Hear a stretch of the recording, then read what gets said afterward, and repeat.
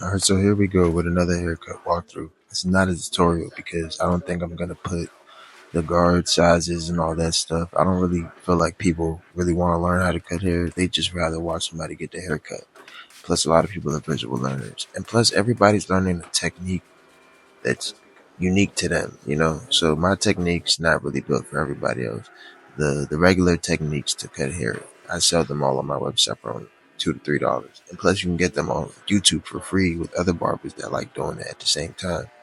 But yeah, this is my high taper fade. I really call it a medium high taper fade because it's in the middle. I really don't have a certain measurement. All my fades are measured to my clients' hairlines, head shapes. So yeah, every fade is gonna be different every single time I do it. This is I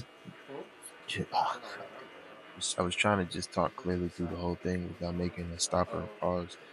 But this is the first guideline, and this is the second guideline. My clip is open all the way. This is a flat blade.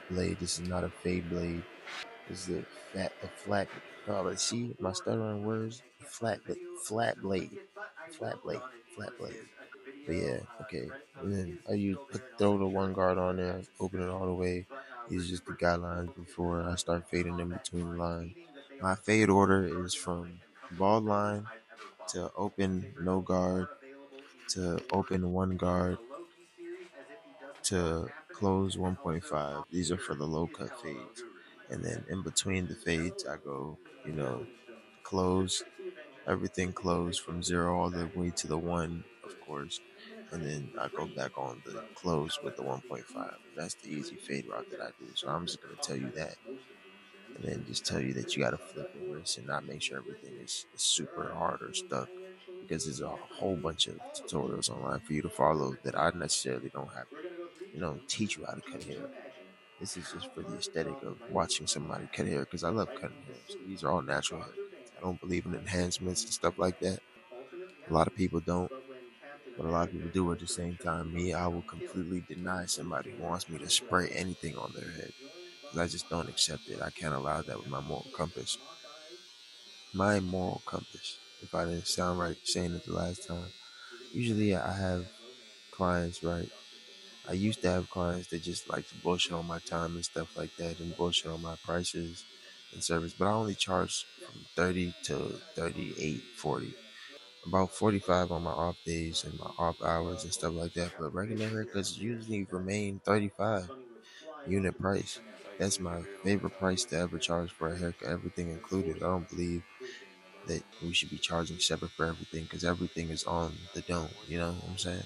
Some people would like to charge separate for the beard and the haircut on the head, but I really just personally believe those people just are lazy. You know, the haircut should be the beard and the top of the head included. A lot of people just lazy.